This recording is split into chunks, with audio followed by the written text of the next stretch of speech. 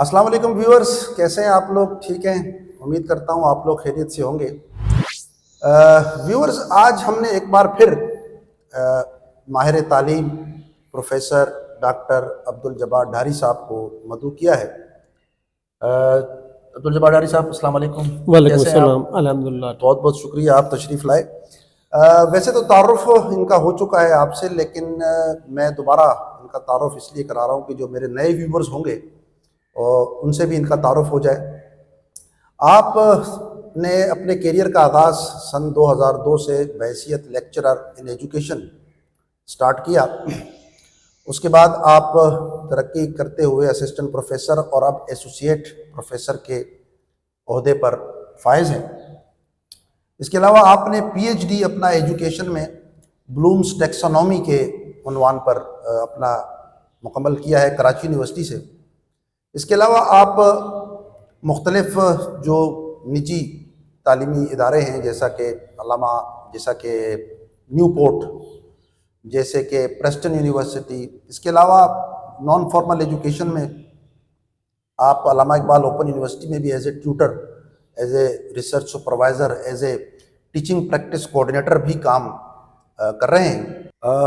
بہت شکریہ ڈاکٹر صاحب۔ میرا جو اگلا سوال ہے وہ یہ ہے کہ ابھی جو ریسنٹلی لیکچرر کے انٹرویو چل رہے ہیں مختلف مضامین کے، بہت سارے مضامین کے انٹرویو ہو بھی چکے ہیں اور بہت سارے مضامین ابھی بھی ایسے ہیں کہ جن کے انٹرویو ہونا باقی ہیں۔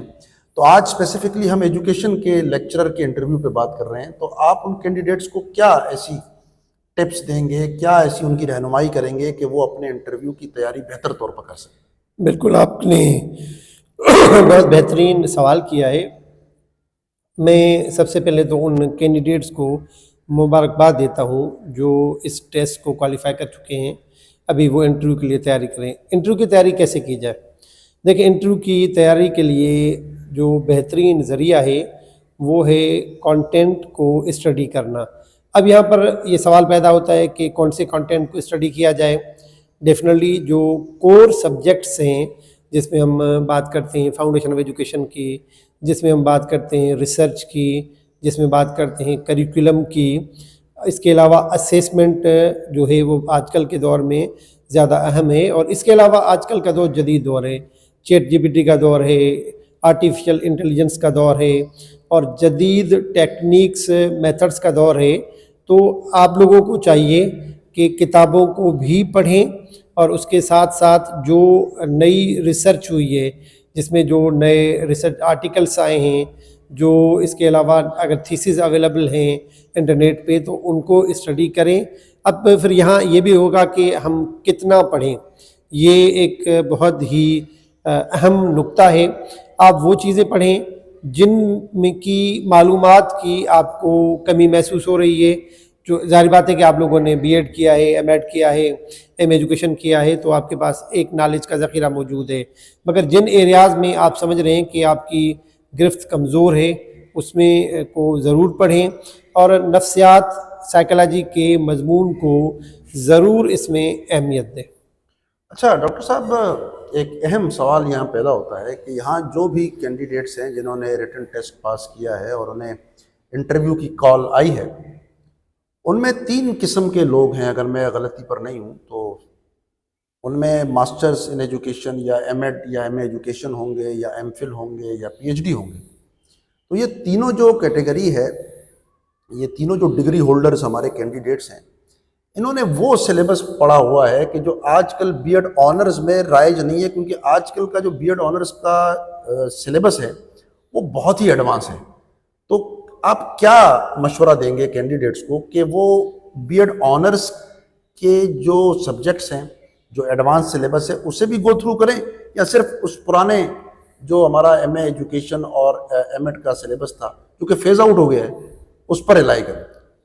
آپ نے بالکل بہترین پوائنٹ اٹھایا ہے۔ دیکھیں، یہ چیزیں وہ ماضی میں پڑھ کر آئے ہیں، اب انہیں میں نے پہلے بھی ایک جملہ استعمال کیا کہ جدت کی طرف ہیں، اور میں بالکل آپ کو اوپنلی بتا دوں کہ میں علامہ اقبال اوپن یونیورسٹی کی جو بکس ہیں ان کو بہت زیادہ اہمیت دیتا ہوں، اور ان بکس کی بڑی خصوصیت یہ ہے کہ انہوں نے لیٹسٹ مٹیریل کو ایک جگہ پہ جمع کیا ہوا ہے۔ اور جو آپ نے کہا کہ جو بی ایڈ آنرس کی ڈفرینٹ کورسز ہیں ان کو ضرور پڑھیں. میں نے خاص طور پر جن کورسز کی بات کی ہے ان کو ضرور پڑھیں. آپ کو جب آپ لیکچر بنتے ہیں تو آپ کو ایک مخصوص مضامین پڑھانے ہوتے ہیں. اگر ہم فرسٹ ایئر انٹر کی یا ہم اگر بی اے کے سلیبس پر نظر ڈالتے ہیں تو ہمیں سائیکالوجی بہت زیادہ نظر آتی ہے, ہمیں جو ہے وہ پرسپیکٹو آف ایجوکیشن یا فاؤنڈیشن آف ایجوکیشن زیادہ نظر آتا ہے, اگرچہ کریکولم یا اس طرح کی چیزیں کم نظر آتی ہیں. مگر اس کے باوجود بھی کریکولم کو, اسیسمنٹ کو, ایویلیویشن کو ہم کبھی نظر انداز نہیں کر سکتے. بالکل میں آپ کو تائید کر دوں کہ جو لیٹسٹ مٹیریل ہے جو کہ علامہ اقبال اوپن یونیورسٹی کی بکس میں ہے, اور ان بکس میں آپ ایک چیز اور بھی دیکھ سکتے ہیں, جب آپ جائیں گے تو ان پر انہوں نے ریفرنس بکس دی ہوئی ہیں, انہوں نے ڈفرینٹ ویب سائٹس دی ہوئی ہیں, ان کو بھی دیکھیں. بلکہ میں نے خاص کہوں گا کہ جو لیٹسٹ ریسرچ اویلیبل ہے جو کہ ان موضوعات سے, ان مضامین سے تعلق رکھتی ہے, تو اس کو گو تھرو کریں. اچھا ڈاکٹر صاحب یہ بتائیے کہ اس کے علاوہ جو ہے پرٹیکولرلی اگر ہم ریسرچ ان ایجوکیشن کی بات کریں تو کیا آپ نہیں سمجھتے کہ ریسرچ ان ایجوکیشن کو زیادہ کانسنٹریٹ کیا جائے گا انٹرویور کی جانب سے یا اس پورے انٹرویو پینل کی جانب سے؟ اصل میں یہ بات آپ اس لیے کر رہے ہیں کہ آپ ریسرچ کا مضمون پڑھاتے ہیں. ہوتا یہ کہ جو مضمون جو پڑھاتا ہے اس کو زیادہ اہمیت دیتا ہے, اور میرے نزدیک تو انحصار ہوتا ہے کینڈیڈیٹ پہ. کینڈیڈیٹ سے عام طور پر دو سوال پوچھے جاتے ہیں, ایک آپ کا سبجیکٹ کون سا پسندیدہ ہے, یا بعض اوقات کہا جاتا ہے کہ آپ کا کون سا ٹیچر پسندیدہ ہے. ٹیچر پسند ہونے کا مطلب اس کا سبجیکٹ آپ کا پسندیدہ ہے. آپ کا جو سبجیکٹ پسندیدہ ہے تو اس کا مقصد ہے کہ آپ کو اس پہ گرفت ہونی چاہیے. تو یہ بات بھی ذہن میں رکھیں کہ جب آپ سے یہ سوال پوچھا جائے کہ آپ کو کون سا ٹیچر پسند ہے یا آپ کو کون سا سبجیکٹ پسند ہے, تو اس کا سوچ سمجھ کے جواب دیں کہ اگر اس میں آپ نے جیسے کہا کہ بھئی مجھے جو ہے نا پروفیسر سلمان شاہ میرے فیوریٹ ٹیچر ہیں. اب آپ نے انہوں نے کیا پڑھایا تھا؟ انہوں نے پڑھایا تھا اسیسمنٹ ایجوکیشن. اب جب انہوں نے آپ سے اسیسمنٹ کی ڈیفینیشن پوچھی, آپ کو تو پتہ ہی نہیں ہے, تو پھر آپ کے سلمان صاحب فیوریٹ ٹیچر کیسے ہوئے؟ سلمان صاحب نے آپ کو جو مضمون پڑھایا تھا اس پہ آپ کو گرفت ہونی چاہیے. ایسے ہی آپ نے کہا کہ میرا جو سبجیکٹ پسندیدہ ہے وہ فاؤنڈیشن آف ایجوکیشن ہے, اور جب آپ سے فاؤنڈیشن کے بارے میں پوچھا گیا تو آپ کا اس کا صحیح علم نہیں ہے. تو یہ بڑی اہم بات ہے کہ آپ کسی ایک سبجیکٹ کو خصوصی طور پہ کنسنٹریٹ کریں, کہ اگر آپ سے پوچھا جائے آپ کا فیوریٹ ٹیچر کون ہے یا آپ کا فیوریٹ سبجیکٹ کون ہے, تو اس کو آپ وسعت کے ساتھ بیان کر سکیں. جی ڈاکٹر صاحب بہت شکریہ, آپ نے بڑے مفصل انداز میں اس سوال کو جو ہمارے ویورز, ہمارے کینڈیڈیٹس کے ذہنوں میں ہے اسے کلیئر کرنے کی کوشش کی. ایک اور سوال, ہمیں اچھی طرح معلوم ہے کہ جب ہمارے یہ کینڈیڈیٹس, ہمارے ویورز جائیں گے انٹرویو دینے تو 80% جو انٹرویو کے کویشچنز ہوں گے وہ consist of their relevant subject education. لیکن ذرا 20% کی طرف بھی آتے ہیں, وہاں جو یہ جرنل نالج, یہ پاکستان اسٹڈیز اور اسلامک اسٹڈیز یا اسلامک ہسٹری, تو یہ جنرل نالج کا پرٹیکولرلی اگر ہم بات کریں تو جنرل نالج میں کس قسم کے سوالات پوچھے جا سکتے ہیں؟ ہم کیسے, کون سے سوالات ایسے ہیں جو فور کاسٹ کر سکتے ہیں کہ یہ پوٹینشلی پوچھے جا سکتے ہیں؟ دیکھیں, جہاں پر آپ لفظ جنرل استعمال کر رہے ہیں اور نالج استعمال کر رہے ہیں تو اس کی تو کوئی حد ہی نہیں ہے. اچھا, مگر آپ کیا کر سکتے ہیں, اس میں لیٹسٹ چیزوں کو دیکھا جاتا ہے. جیسے آج کل بنگلہ دیش میں جو اسٹوڈنٹس نے تحریک چلائی جس کے نتیجے میں وقت کی وزیر اعظم کو ملک چھوڑنا پڑا, تو اب جب آپ انٹرویو کے لیے جائیں گے نا تو آپ سے جو ہے وہ شیخ مجیب کے بارے میں بات کی جا سکتی ہے, حسینہ واجد کے بارے میں آپ سے بات کی جا سکتی ہے, بنگلہ دیش کی تحریک کے بارے میں بات کی.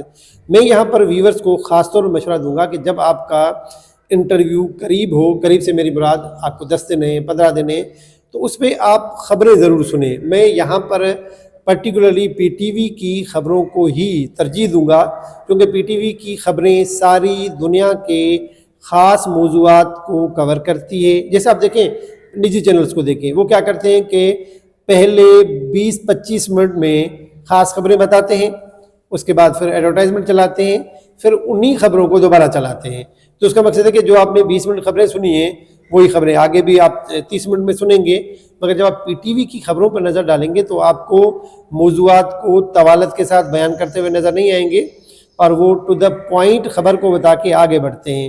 تو جب آپ کو जनरल नॉलेज कवर करनी है तो PTV की खबरों को सुने, और साथ में अगर आपके लिए मुमकिन है किसी भी एक न्यूज़पेपर का, चाहे वो डॉन हो, जंग हो, एक्सप्रेस हो, कोई भी हो, आप उसका भी मुताला करें ताकि आपको जो करंट नॉलेज है, जनरल नॉलेज, वो आपके सामने हो। जी बिल्कुल सही फरमा रहे हैं डॉक्टर साहब आप। तो अगर हम इसको इस तरह ड्रॉ करें कंक्लूजन इसका कि मेन कंसंट्रेशन तो आपके सब्जेक्ट नॉलेज ही को देखा जाएगा, वहाँ आपकी पर्सनैलिटी को देखा जाएगा, आपकी कम्युनिकेशन स्किल को देखा जाएगा, लेकिन ये जो जर्नल नॉलेज है, पाकिस्तान स्टडीज़ है, इनके क्वेश्चंस भी आपके इंटरव्यू में आपकी कामयाबी में बड़ा अहम किरदार अदा करते हैं।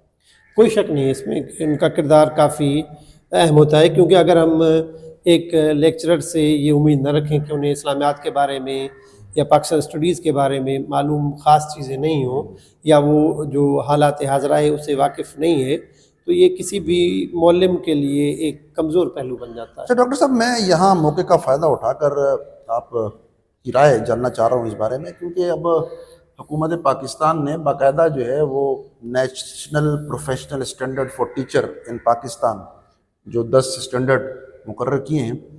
क्या हमारे कैंडिडेट्स को, हमारे व्यूअर्स को ये नहीं चाहिए कि उनको भी ज़रा गो थ्रू करें, उन्हें भी ज़रा देखें कि पाकिस्तान में आखिर जो मेयारात मुकर्रर किए गए हैं, तो इन मेयारात पर वो कितना पूरा उतरते हैं या उन्हें कितना पूरा उतरने की कोशिश करनी चाहिए? देखा जाए तो आपकी जो ये राय लेना मुझसे, और उससे भी पहले जो आपने अपनी राय दी है, वो निहायत अहमियत की हामिल है।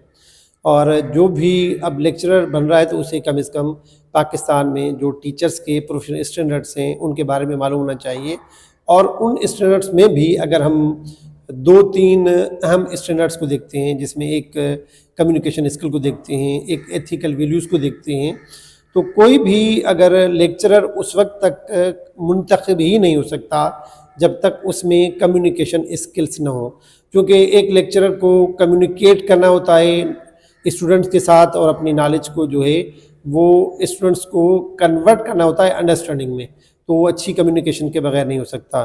तो जैसे आपने भी खुद कहा कि आप जब इंटरव्यू के लिए जाते हैं तो कम्युनिकेशन स्किल्स आपकी बड़ी अहम होती हैं, और वो जांचते हैं कि आप में कम्युनिकेशन स्किल्स। फिर एक जो अहम बात है वो आपके का कॉन्फिडेंट होना है।